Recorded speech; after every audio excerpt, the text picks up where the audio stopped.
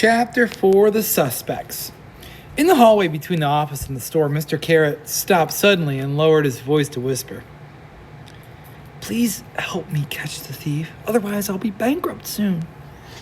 Jerry and Maya had no time to reply before Mohammed Carrot walked on, and they followed up to the store to meet the other three employees, Vivian Leander, Danny Braveheart, and Luke Smith. Mohammed Carrot stood in the middle of the store and introduced everyone.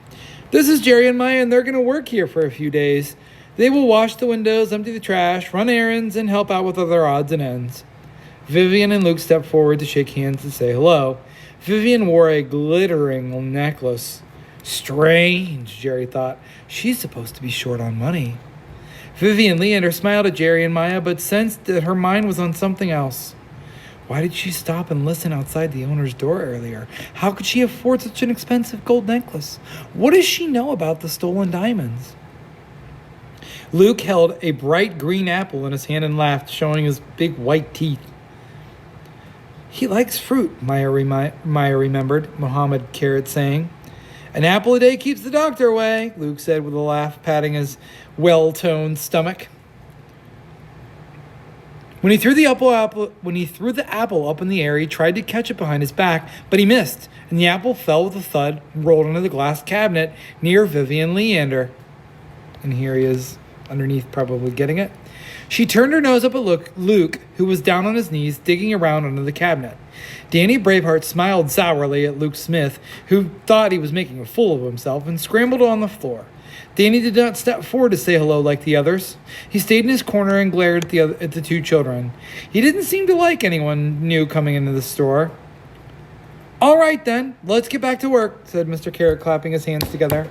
Time is money, we all know. Maya immediately headed down to the broom closet and took out a bucket and cloth and squeegee. She started cleaning the store window while keeping her eyes and ears alert. Back on the side of the store, Vivian Leander started to hum and fiddle around the counter. Before long, the first customer of the day came in. It was an elderly gentleman with a gray mustache and a hat. He entered the store like a man on a mission. He stopped in front of the glass display case containing a selection of expensive diamond necklaces. He must be looking for something beautiful for the woman he loves, thought Maya. As soon as she saw the first customer, Vivian Leander blushed and fluttered around nervously. Since Maya had the inside situation under control, Jerry left the store to investigate the outside. He hung his binoculars around his neck and jogged across the street to the church. Inside, he met the church caretaker. Jerry introduced himself as a local ornithologist. Ornithologist, what's that? Ologist must mean the study of something, because I've heard that before. A local what? Asked the caretaker. An ornithologist. It means bird watcher. Oh, there you go, explained Jerry. Someone who studies birds. I was wondering if I could get a bit of bird watching from the church tower, he continued, holding up his binoculars. There have been reports of a South American jacuzzi stork here in town, a very rare bird, and if I'm lucky enough to have a sighting of it, I'll report it to the newspaper right away. It would be a huge sensation for Pleasant Valley. Well, I'm sure that'll be all right, replied the caretaker, and showed Jerry up the door leading up to the tower. Now up in the tower, the caretaker opened some of the shutters that faced the street. He wished Jerry luck and headed downstairs. Once alone, Jerry crouched down and began looking through the binoculars at Mohammed Carrot's jewelry store on the opposite side of the street. The investigation was on. I wonder why Jerry went across the street, but Maya's doing work. I thought Jerry was supposed to be doing work too. That's what I would put right here if I had a Post-it note. Chapter 5, Investigations Inside and Out. Down in the store, Jerry could see Vivian Leander showing the jewelry to the elderly gentleman. The tray lined with red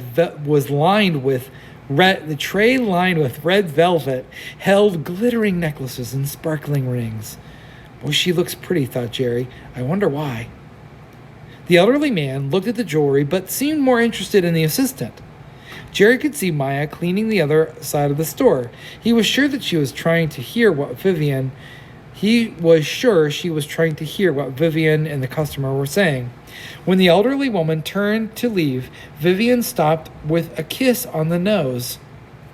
stopped him with a kiss on the nose. What service? Does she do that to all the customers? Wondered Jerry. Into the store, Maya took her window cleaning supplies and headed up to the second floor. She knocked and then opened the door to Danny Braveheart's office. I'm going to clean the windows in here, she said politely. Danny Braveheart quickly shut something away in his desk drawer, something obviously he didn't want Maya to see. Maya tried to peer across the room to see what it might be, but Danny stopped her with a hiss. Don't you have something else to do besides snoop on me? Go ahead and start cleaning the windows if you must. What a nasty guy, thought Maya. He's definitely hiding something. From his perch in the tower, Jerry could see everything, and Maya had moved to the window. She cautiously waved to him, and then he waved back. But then Jerry saw something else, something that scared him. Danny Braveheart had opened his desk drawer and taken out a long knife. He tested the blade against his thumb and nodded approvingly. Maya's trapped in a room with a madman wielding a knife, and I can't do anything about it. Jerry thought desperately. He waved frantically at Maya and gestured for her to turn around, but Maya waved happily back. Rip! Maya spun around with a sudden noise and saw Danny Braveheart opening letters with a long, sharp knife. It was a letter opener. I finished the windows in here, said Maya nervously. Danny Braveheart didn't answer.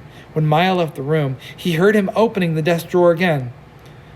I guess he's taking out whatever he hid before, thought Maya. Jerry lowered his binoculars and breathed a huge sigh of relief. No one said detective work was easy, he thought. Then he heard someone stomping up the stairs to the church tower. It was the caretaker again. Have you seen a jacuzzi stork yet? He asked curiously. Not yet, answered Jerry, but an ornithologist needs lots of patience. Jacuzzi storks are tough to spot this early in the year. If the newspaper decides to write anything about the bird, could you tell them that I was the one who opened the church tower for you? Asked the caretaker. Of course, said Jerry. My name is Roland Sussman. Sussman with 3 S's, said the caretaker.